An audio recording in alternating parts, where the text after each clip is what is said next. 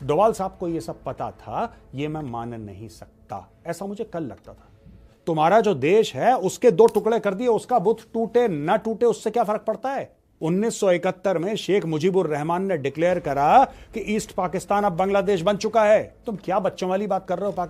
पाकिस्तानियों के गालों पे चप्पल नहीं पड़ते, अपनी औकात पे नहीं आते। यही कलमा वाला ड्रामा ये लोग कर रहे थे। हमारे जो इस्लामिक भाई हैं, साढ़े ते मुसलमान भरा हैं, इनके भरा ये घुस गए काबुल में, इनके भरा ने मार मार के सुअर बना दिया इनका।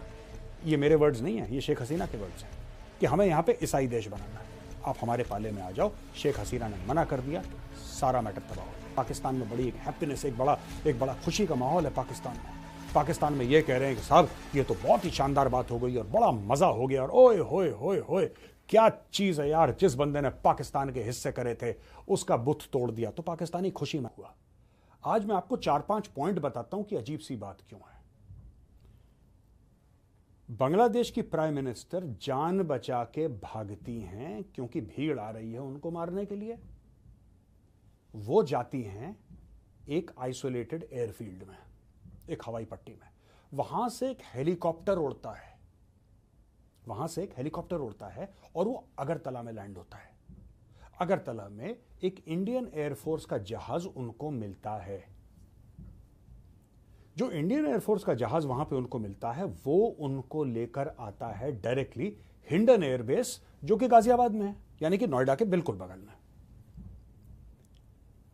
हिंडन एयरबेस में भारत के आने से अजीत डोवाल साहब प्राइम मिनिस्टर शेख हसीना से मिलते। अच्छा, प्राइम मिनिस्टर शेख हसीना से डोवाल साहब वहां पे क्यों मिले, पहली बात यह।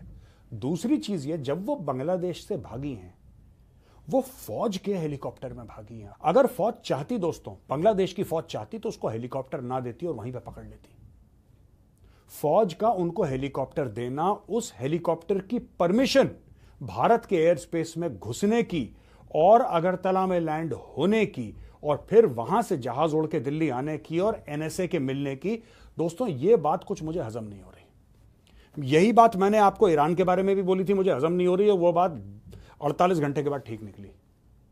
मैं फिर बता रहा हूं, मुझे हजम नहीं हो रही। भारत को कुछ ना कुछ तो पता था इस पूरे मैटर में, कुछ ना कुछ पता था यार।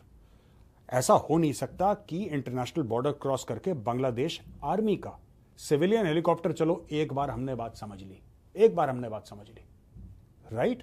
दोस्तों कम्युनिकेशन होता है, और कम्युनिकेशन ये होता है कि बांग्लादेश से एक हेलीकॉप्टर आ रहा है मिलिट्री, हम कहते हैं आने। तो जैसे ही वो इंडियन एयर स्पेस में एंट्री करता है तो हाशिमारा एयरबेस 101 स्क्वाड्रन के 2 रफेल उसके आसपास उड़ना शुरू हो जाते हैं। बीच में हेलीकॉप्टर चल रहा है और यहां पे 2 रफेल चल रहे हैं उसकी सुरक्षा के लिए।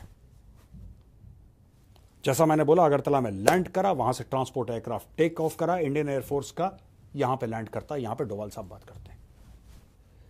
जैसी डोवाल साहब बात करते हैं, 2 घंटे के अंदर कैबिनेट कमेटी ऑन सिक्योरिटी, जो कि हाईएस्ट डिसीजन मेकिंग बॉडी है सिक्योरिटी की, जिसमें प्रधानमंत्री स्वयं होते हैं, जिसमें प्रधानमंत्री हैं, जिसमें रक्षा मंत्री हैं, जिसमें फाइनेंस मिनिस्टर हैं, जिसमें एक्सटर्नल अफेयर्स मिनिस्टर हैं, ये सारे बड़े बड़े लोग यार, होम मिनिस्टर अमित शाह जी, सारे लोग बैठे हैं। अचानक वो मीटिंग हो जाती है। फिर दोस्तों अचानक ये खबर आती है कि Shri Daljit Singh Chaudhary, honourable DG BSF is already in West Bengal, ये पहुंच चुके हैं वेस्ट बंगाल। खबर आती है, ये नहीं कि वो जा रहे हैं, खबर ये आती है कि DG BSF is already in West Bengal. इतनी तेज ये काम कैसे हुआ यार? क्या भारत को यह पता था कि वहां पे तख्ता पलट होने वाला है? मैं यही सोच रहा था कि नहीं यार, ऐसा भारत को कैसे पता? अगर पता होता तो भारत कुछ करने की कम से कम कोशिश करता, सफल ना भी होता, कामयाब ना भी होता, कुछ कोशिश तो करता भारत। नहीं, ऐसा नहीं हो सकता कि इंडिया को। डोवाल साहब को यह सब पता था, यह मैं मान नहीं सकता। ऐसा मुझे कल लगता था।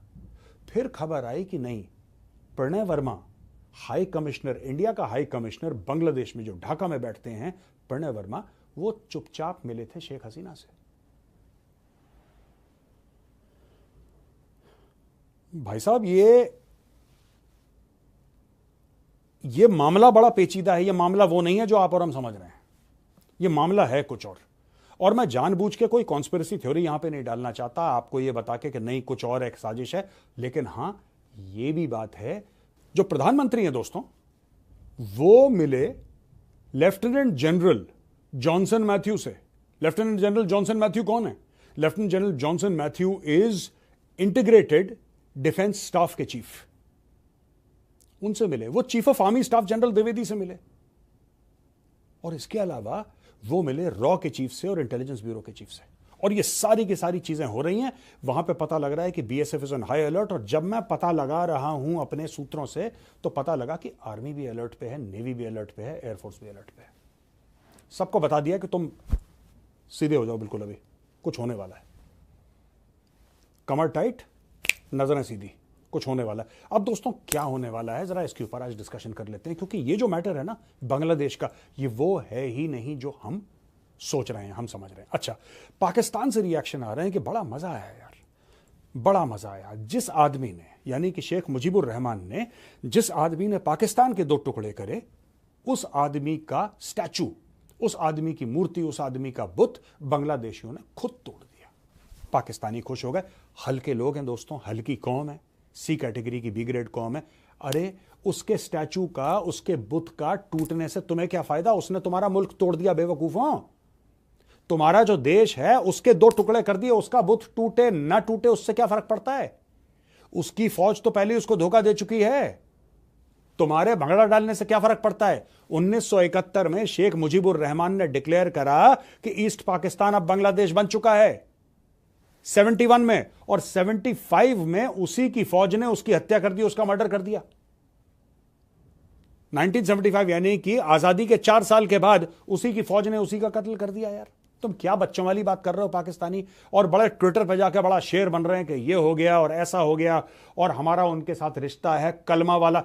जब तक पाकिस्तानियों के गालों पे चप्पल नहीं पड़ते, अपनी औकात पे नहीं आते, यही कलमा वाला ड्रामा ये लोग कर रहे थे जब अफगानिस्तान के अंदर तालिबान घुसे थे। यही पाकिस्तानी थे, यही पाकिस्तानी पंजाबी, यही मोटे लाहौरी, यही अपनी ऐसी की तैसी करवा रहे थे दोस्तों, जब ये कह रहे थे ओहो, वो भी अगस्त का महीना था, दैट वाज 15 अगस्त, ठीक है जी। ओहो बड़ा मजा आया, हमारे जो इस्लामिक भाई हैं, साढ़े ते मुसलमान भरा हैं, इनके भरा ये घुस गए काबुल में, इनके भरा, इनको बड़ा मजा आ रहा था कि हमारे भरा काबुल घुस गए। भरा ने मार मार के सुअर बना दिया इनका। और यही बांग्लादेश से, देखो मैं आपको बताता हूं दोस्तों, इसमें कई सारी स्टोरियां हैं बीच में, कई सारी स्टोरियां। भारत को क्या करना चाहिए मैं